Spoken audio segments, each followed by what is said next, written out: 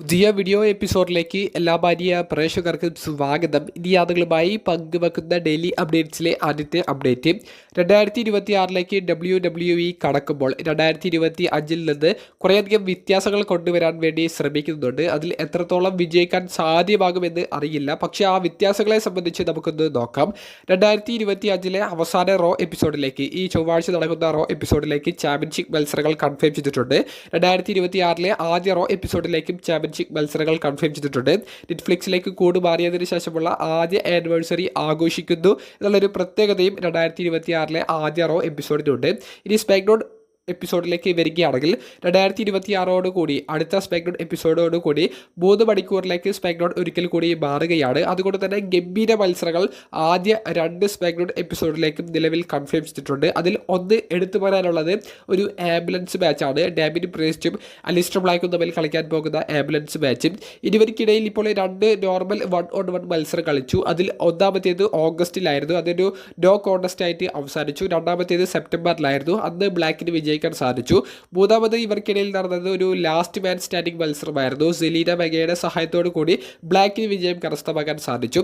ഇങ്ങനെ ഇവർ തമ്മിൽ ഇൻവോൾവ് ആയിട്ടുള്ള ഒരു 1-on-1 സ്റ്റൈൽ മത്സരങ്ങളിൽ ആ മത്സരങ്ങളെല്ലാം ബ്ലാക്കിനാണ് ആനുകൂല്യം ലഭിച്ചത്.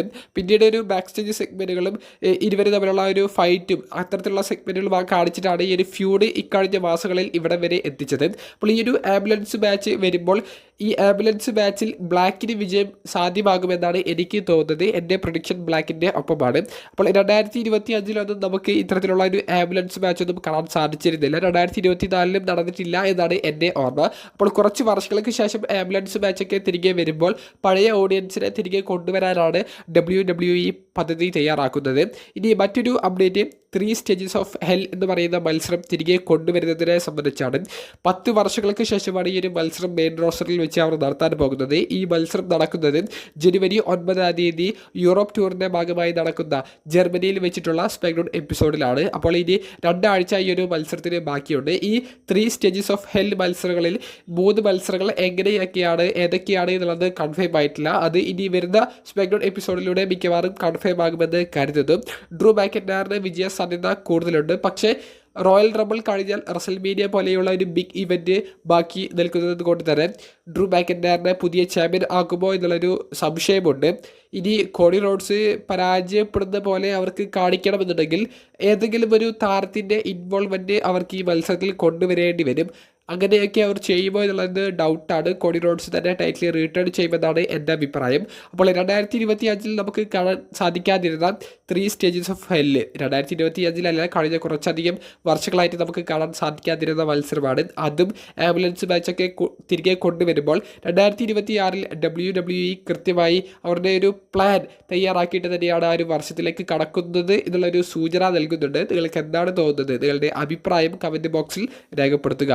ഒരു അപ്ഡേറ്റ് സെത്ത് റോളിൻസ് എന്ന് പറയുന്ന സൂപ്പർ താരത്തെ സംബന്ധിച്ചാണ്. സെത്ത് റോളിൻസ് അവസാനമായിട്ട് കൊടുത്ത ഇൻ്റർവ്യൂവിൽ സെത്ത് റോളിൻസിൻ്റെ റിട്ടയർമെൻറ്റ് പ്ലാൻ അദ്ദേഹം വെളിപ്പെടുത്തിയിട്ടുണ്ട്.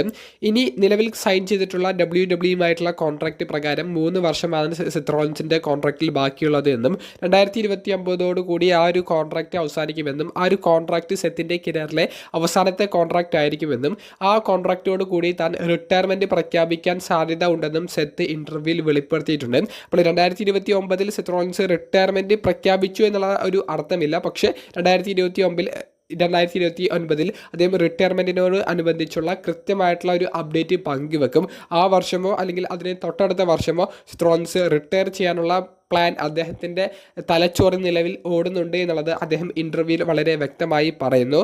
സെത്ത് റോളിൻസിൻ്റെ ഈ ഒരു അപ്ഡേറ്റ് നിങ്ങളിൽ എങ്ങനെയാണ് നിങ്ങൾ സ്വീകരിക്കുന്നത്? നിങ്ങളുടെ അഭിപ്രായം കമൻറ്റ് ബോക്സിൽ രേഖപ്പെടുത്തുക. ഏറ്റവും അവസാനമായി പങ്കുവെക്കാനുള്ളത് ഇന്ന് കഴിഞ്ഞ AEWൻ്റെ വേൾഡ്സ് എൻഡ് എന്ന് പറയുന്ന ഷോയെ സംബന്ധിച്ചാണ്. അതിൽ കോണ്ടിനെൻ്റൽ ക്ലാസിക് ടൂർണമെൻറ്റിൻ്റെ ഫൈനൽ മത്സരം നമുക്ക് കാണാൻ സാധിച്ചു. അതിനു മുൻപ് നടന്ന സെമി ഫൈനലിൽ കൈൽ ഫ്ലെച്ചറിനെ പരാജയപ്പെടുത്തിക്കൊണ്ട് മോക്സ്ലി ഫൈനലിലേക്കും ടക്സീറ്റയെ പരാജയപ്പെടുത്തിക്കൊണ്ട് ഒക്കാഡ ഫൈനലിലേക്കും യോഗ്യത നേടി.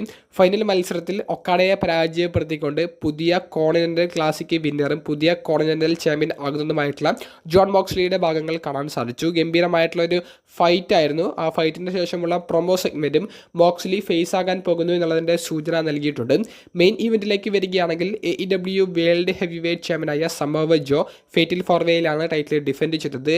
ഹാങ്മാൻ പേജ്, സെർവ് സ്ട്രിക്ലാൻഡ്, റിട്ടേൺ ചെയ്തു വന്ന MJF തുടങ്ങിയവർക്കെതിരെ ടൈറ്റിൽ ഡിഫെൻഡ് ചെയ്ത ഈ ചാമ്പ്യൻഷിപ്പ് മത്സരത്തിൽ MJF പുതിയ AEW വേൾഡ് ചാമ്പ്യൻ ആകുന്നതാണ് വേൾഡ്സ് എൻഡിൻ്റെ ആ മെയിൻ ഇവൻറ്റിൽ കാണാൻ സാധിച്ചത്. MJFിൻ്റെ കരിയറിലെ രണ്ടാമത്തെ തവണ AEW വേൾഡ് ചാമ്പ്യൻ ആകുന്ന മൊമെൻ്റാണ് നമുക്കിന്ന് കാണാൻ സാധിച്ചത്.